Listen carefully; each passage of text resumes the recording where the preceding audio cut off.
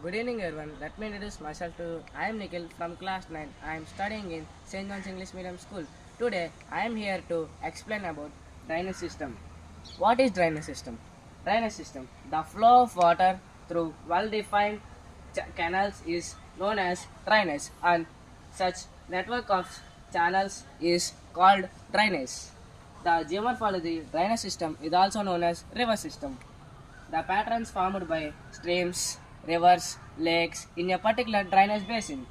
They are governed by topography of land. Whether a particular region is dominated by hard or soft rocks and garden of land.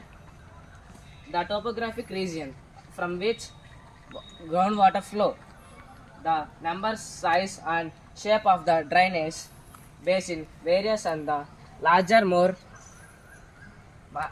details of topographic. Thank you. Thank you for giving this my wonderful opportunity. Thank you. Have a nice day.